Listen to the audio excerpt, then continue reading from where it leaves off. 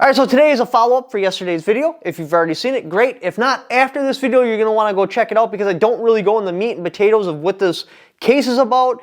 So I'm just going to give you a quick summary right now. Dude's in prison right now for being annoying to the government. Anyways, I got a hold of his wife. I did an interview with her. We're going to play some clips from that right now. Well, my name is Lori, and Richard and I have been together for over 20 years. I'm married for 8 or 9 now. We moved to Billings, Montana for his job 6 years ago, and we had adopted 2 small children who are now 7 and 12. We also have custody of my grandson. So we moved here for his business, which he owned the kiosk inside Sam's Club that sold phones and all that stuff, which COVID pretty much ended that. All right. So he then went to work for Spectrum. So before all this happened, what was your family like on a day-to-day basis? I mean, it was just a normal family. You know, we took care of our kids. We adopted animals. We're up to 5 now, I think. And, you know, Richard worked. I stayed home and took care of all the kids and all the animals in the house. And Richard made phone calls. Right on. Seems like he was pretty active in the whole political scene. He was. He didn't like the way things were panning out, and he decided to get involved. So when did you first realize that Richard's phone calls were going to be treated criminally? We used to joke about the FBI being parked outside of our house because there would be random cars out there. And we'd be like, oh, the FBI's here again. And then the car would disappear. But let's see, how long after he started making the phone calls? Probably about a year. Okay. And he would get pretty upset with some of these people when they didn't want to take his messages. And he would get quite loud. Yeah, it sucks being ignored. And I'm totally with you on the whole joke around the FBI thing. I think even my internet set as a FBI surveillance van number 5 because right. Yeah. It's so intrusive in your life. The only way to deal with it mentally is to make jokes about it. Well, sure. Like, we never in a million years expected all this to happen. He was just speaking. He was just, you know, doing what a good citizen does. When they don't like something the government is doing, they speak up about it. That's what this country is based on. It's your American duty. It's what you're supposed to do. Right. And then when he got a hold of the guy at Senator McCarthy's office, the guy did not want to talk to Richard at all and hung up on him many times. So at the time of him making all these phone calls and that, did you ever believe at any point that anything he was doing could ever land him in prison? No. No, he was completely within his rights. I heard many phone calls. I want to say all of them, but there were a lot, and they were daily. You know, like you said, it wasn't what he said. It was how often he said it. Right on. Well, and you have to be repetitive. If no one's listening, the only choice you have is to be repetitive and be loud. Right. And he's a very smart man. You know, he would never threaten anybody. That would defeat the purpose of what he was trying to accomplish. Well, because if you're going to go to violence, why even waste your time with the phone calls? Wouldn't it just make more sense to not let him know you're coming after him? And there's no recording of a threat, of any kind. The guy just flat out lied. And when the trial was happening, and he had set up his whole defense with his public defender, the public defender threw it all out the window and did not try to defend him at all. Even the questions that they asked witnesses were ridiculous and just out in left field. They didn't have anything to do with the actual case. So he didn't get a defense. He tried to fire his public defender, and the public defender wouldn't listen to him. And my husband finally said, if you don't stay off of my case, I'm going to file a restraining order against you. And then that's when the court appointed this other guy to defend him, which he's done a better job, but he still doesn't really do what Richard wants him to do. Well, I'm not a legal expert, so if you take legal advice from me, you're stealing. But from what I understand, they're supposed to defend you in the manner you're choosing to be defended. That's right. That's why the appeal was filed for ineffective assistance of counsel. 2255 is a very strong appeal too. Now, is he on his 2255s, or did he just file one now? Because normally it'll go like direct appeal, and then it'll go the 3-judge panel, 6-judge panel, Supreme Court, and then if that all fails, then you go to your 2255s. Yeah, I'm not sure. I just know that this is up before the Ninth Circuit judge. And And I, don't feel bad about that. There's so much. It's really hard to understand the legal system unless you're in it. And so right.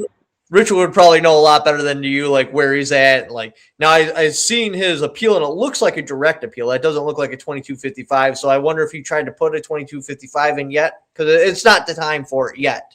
But No, I don't think so. I don't okay, think so. He's still checking on the 821. sure. And if he can get the 821 approved, that'll bring him from a 14 to a 12, and that should take off enough time. I mean, the judge can do whatever they want, but Right. theoretically, that should take off enough time to send him home. Does that go before the judge that sentenced him? Yes, it's the judge that sentenced him. Yeah. That's why mine failed. I qualified for the 821, but the judge shut it down because it's me. So, And I think the same thing will happen with Richard.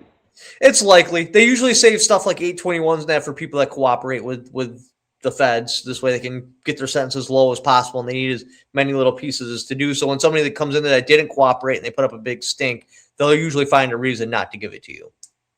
Right. Well, he's cooperated. I mean, he's No, I mean cooperated like file a snitching, basically. Like oh, I get see. other people incarcerated. Oh, he has nobody to snitch on. Right. Now, from what you observed, was there any discussions of violence, any discussions of weapons, any plans to harm anyone or anything to that effect? No, never. He was well within his rights, and he knows his rights. If there would have been something like that, would you have stopped him? I would have said something definitely. I mean, I said something on a few occasions like, you should really be careful. Maybe you shouldn't be so rough, or, somebody's going to come back on you. But that wasn't like, you should be more careful because you might wind up in prison. That was like, yeah, you're being polite. Yeah, like that. Never thought prison was going to be an option. Right.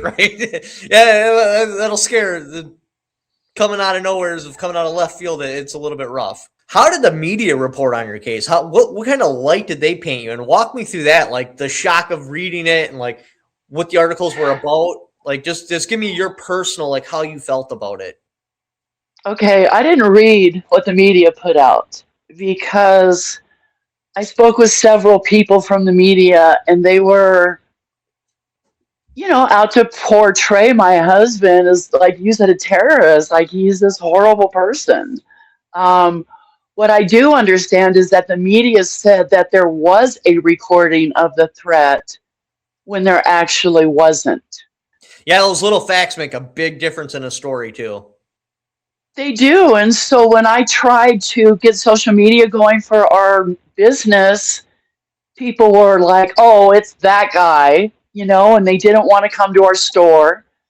I ended up having to shut the store down, and I just have like a small store in my home now. But even when, just talking to people, they just already had this opinion of Richard that was really it wasn't Richard at all. It was just somebody the media had portrayed as a bad guy. It's just crazy. He's like the nicest person. He will help anybody. Just doesn't make any sense. Yeah, it's always hard to wrap your head around like the reporting on stuff because like in the back of my head, like especially with my case too, I'm like they gotta know that they're twisting this in the wrong way, but are they doing it to get more views? Do they actually care about the damage that are causing people? That I lucked out and I had a whole bunch of people backing me up. If I wouldn't have, Right. their stories would have been very damaging to me. So I couldn't imagine what it'd be like to be you guys and just be on an island all by yourself and have nobody fighting for you in your corner. Yeah, it's rough. And it's hard on my 12-year-old. He doesn't understand. Do you feel the media's coverage of the, we're going to call it, incident was accurate and reflected what actually happened? No, I think they could do a much better job if they wanted to. Do you think the lack of the better job was malicious in nature, or do you just think that's just the way the chips fell? I think it's just how the media is. They report what they want to report. It's not necessarily the truth. So I don't think the media did a good job at all. I really don't trust them. Well, and the media is supposed to be America's watchdog. They're supposed to step in when something is out of line or the little guy's getting smashed and get their story out there, because we can't do it by ourselves. My story is a little bit different because I have the audience, but you for yourself cannot get your story out there, and they're supposed to step in when cases like this happen and take the mantle and be like, hey, this is what's happening. They're getting hosed. Everybody needs to know about it. I thought we would have had a lot more support, to be honest, just from community and, I mean, even family and friends, and just uh, the lack of support has really surprised me. So this has really caused way too many problems just for standing up and doing what you think is the right thing. He still stands by his decisions, everything he did, even though he's in prison. He's like, I wouldn't have done anything differently. Now, from what I understand, you guys ran a fundraiser after that to help raise awareness and cover bills and stuff like that. What happened to the fundraiser? How well was that successful? No, again, why would we want to, why would we want to help the family of a terrorist? If people knew Richard, they would know that this is all just ridiculous. Well, I hope it opens the eyes of some people, like, to what's really happening in this country. Um, he's just trying to be a good American. If people could take one thing away from this story, what would you like them to know about all this and from your experience? Because you got to remember, people haven't been through the same story as you. So, like, put it in a nutshell. What would you like people to know, and what would you like people to learn from all this story? I think it's really important during these times to be aware of what our rights are and what we can do with those rights. And I think that people should start standing up for the rights that we were given to make this country a better place. That's what I want to happen. I want people to open their eyes to see what's happening so we can all come together to make it work. Is that asking a lot? No, I think that's pretty reasonable. And understanding the Constitution as a whole, too, a lot of people struggle with that. But if you look at the Constitution right in the beginning, it's from we the people. The Constitution isn't for us. It's not granting us the ability to talk. It's restricting the government from trying to stop us from being able to talk. The Constitution is the guidelines that the government must follow. Like, for example, the Second Amendment shall not be infringed. It's not saying that we can have guns. It's saying the government can't do anything about our guns. So we're going to wrap this up. Did you ever believe that speaking out and standing up for your rights would honestly do this to your family? And what's the name on the fundraiser? Do you still have that up and going? I'm not sure. My daughter set that up for me. I don't know if it would be under Lori Rogers or Richard Rogers. I'm not sure. What was the other part of that question? Did you ever believe Richard speaking out would disrupt your family this much or cause this kind of harm? Never in a million years thought this would happen. It has been a total nightmare.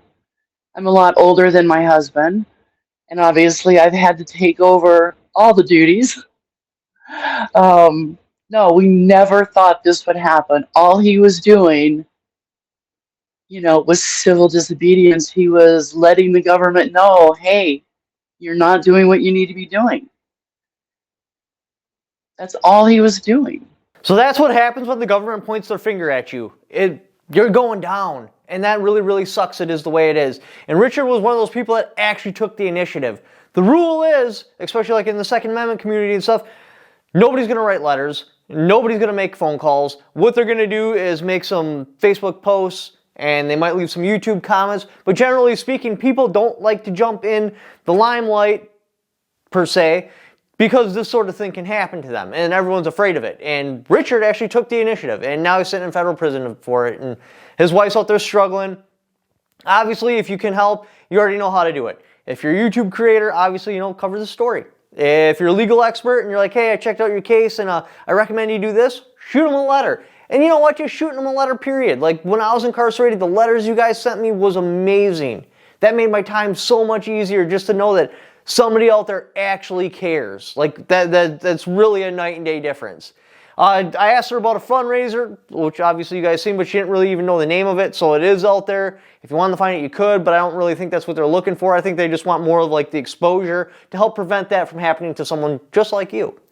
Anyways, that'll pretty much wrap up the video. Normally I do my merch plugs and that here, but that's really not what this video is about. So I think we're just going to end it. Thank you guys for watching. Thank you for supporting me, people like this through the whole entire fight. It's been amazing. Don't forget to subscribe.